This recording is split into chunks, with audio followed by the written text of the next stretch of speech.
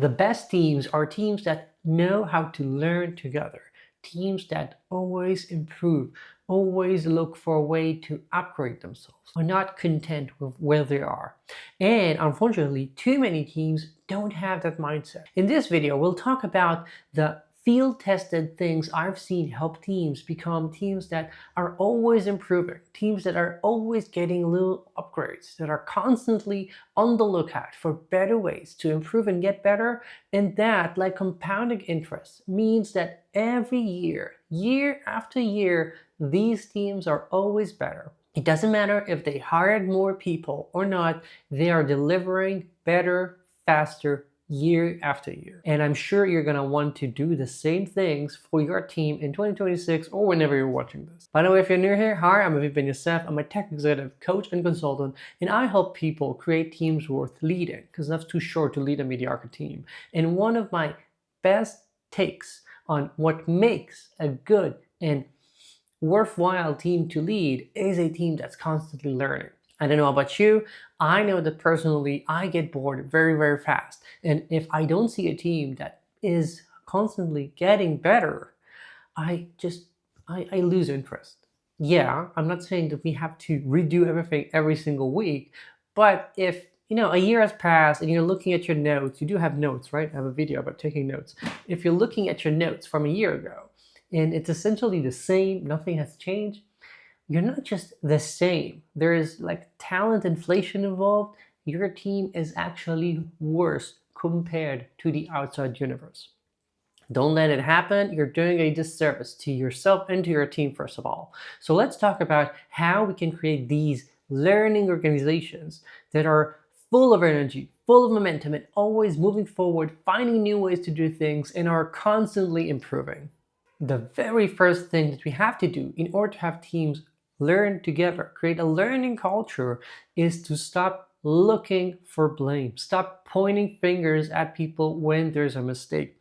Yes, if something horrible happens, if someone was doing essentially malpractice, okay. If they were negligent about installing something that ended up getting ransomware installed on production systems, okay, I'm assuming we're going to have to look for whoever is to blame. But I'm talking about the day-to-day learning. How do we learn? Sometimes from success, but actually we learn so much faster when we note all the different failures that we have, all the different surprises. But when we are constantly looking to blame people, when people cannot openly admit that they actually had a mistake, ran into a wall developing that feature, and that's why they ended up taking a day or two longer, when they're afraid of speaking up about that, they will not share what's happening. People will be always ashamed of being those who made a mistake. And we have to normalize mistakes because we all make mistakes. You too as well, my friend. And therefore, it means that we have to create an atmosphere where we're all allowed to be more human.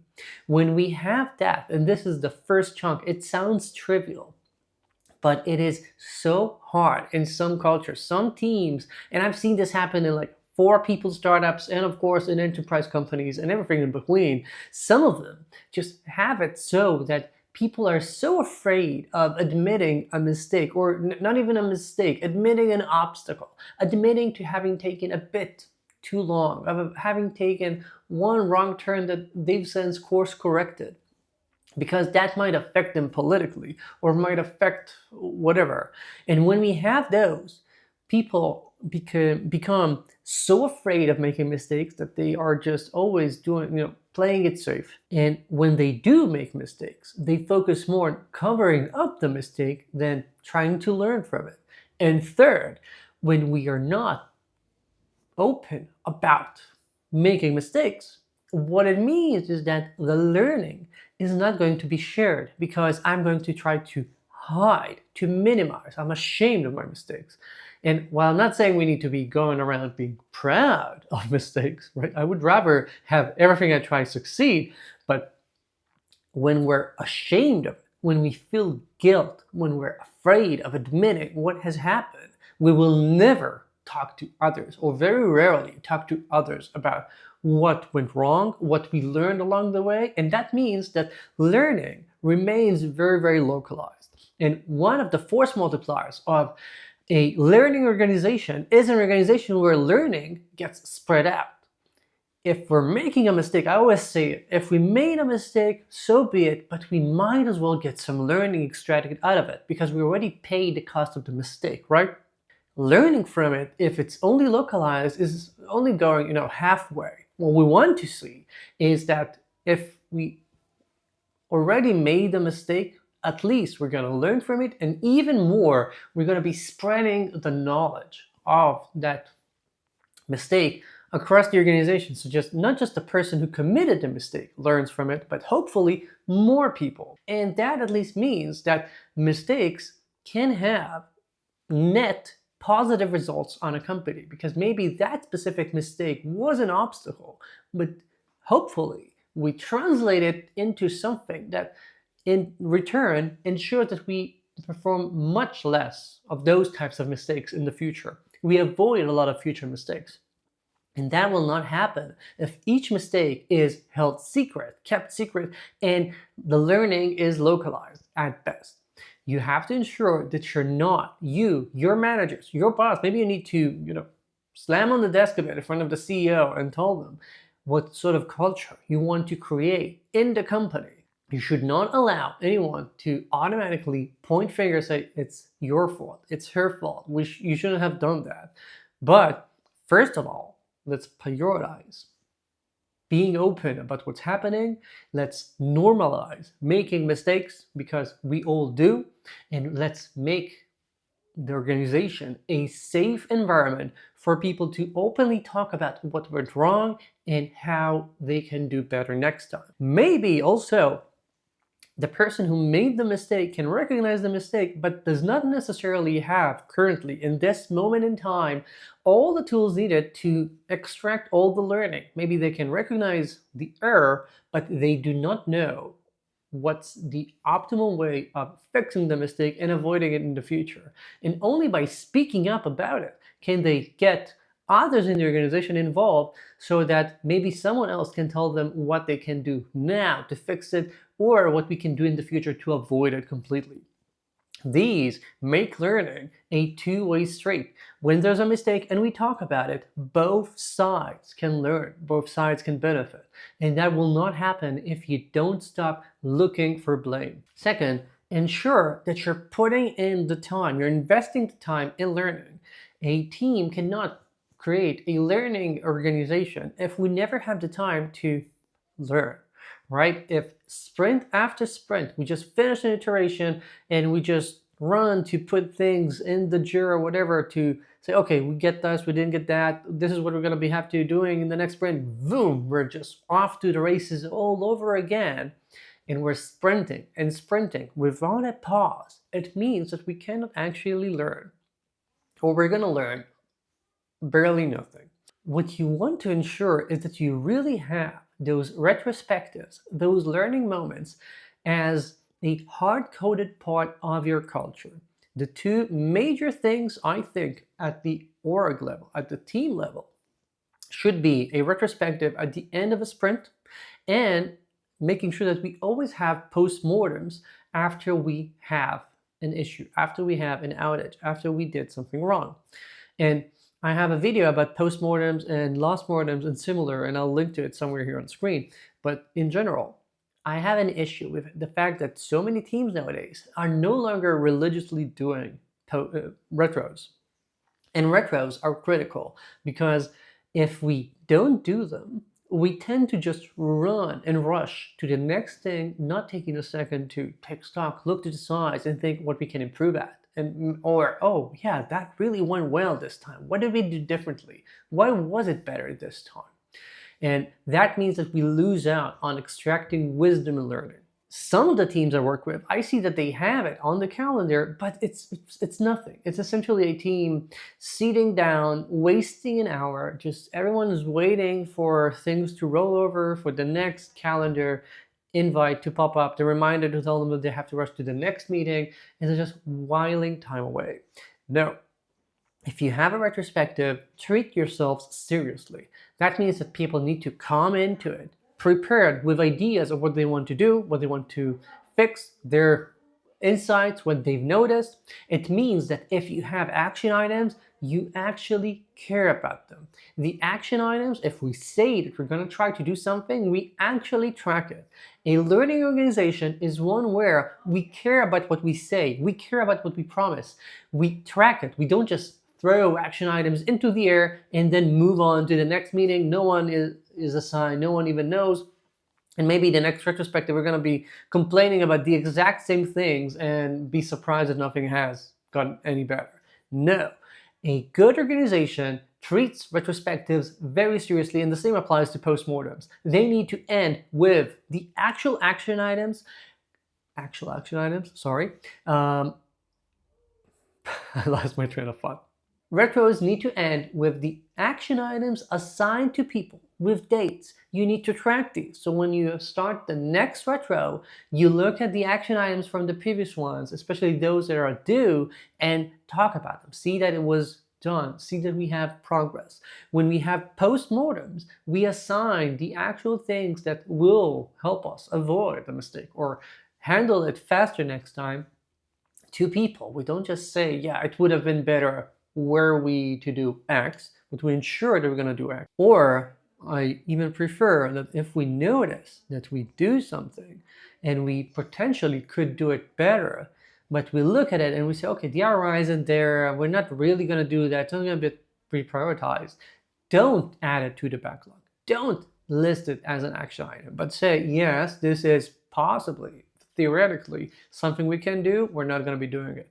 I prefer us to be genuine and commit to the things that we can do and the things that we will not. Stop lying to yourself. Okay, stop BSing. Okay, stop BSing and be genuine, because otherwise the learning isn't going to happen. People are very great at noticing when we're saying things and don't actually mean them, and then learning stops. Another way to invest in learning is to ensure that we learn personally. Your people actually learn and actively work in learning and teaching. How do we do that? Two things. Earlier I said there are two things that you need for your org when it comes to learning: retros and postmortems. For your individual contributors, your managers, for the people personally, ensure that you have a healthy system of coaching. Every manager needs to coach the people reporting to them all through the organization. And when we have proper coaching, it means that we have this feedback. It means that we have learning baked in, because we constantly try to see how people can improve in what they're doing and learn how to work even better.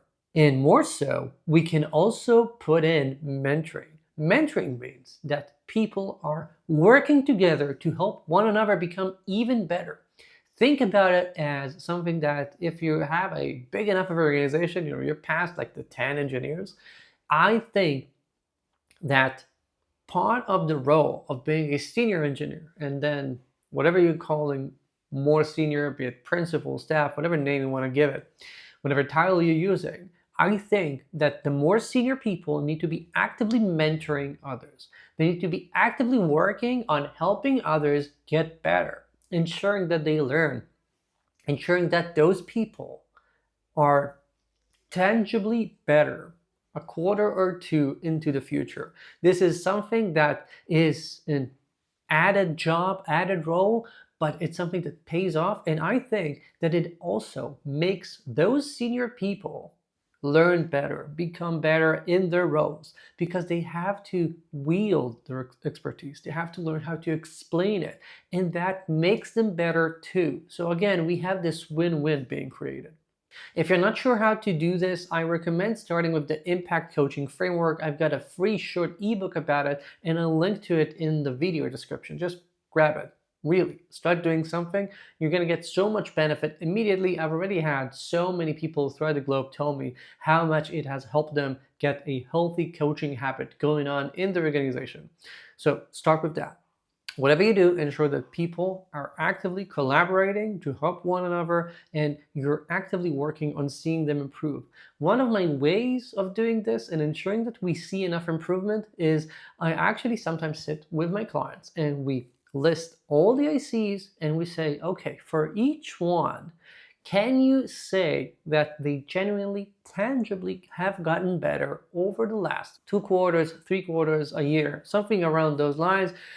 18 months is like the maximum. If someone's stuck for 18 months and you're saying, I don't think that they've made an improvement, for me, they then become a Peter Pan. You know, those who remain boys forever, right? Those who never grow up.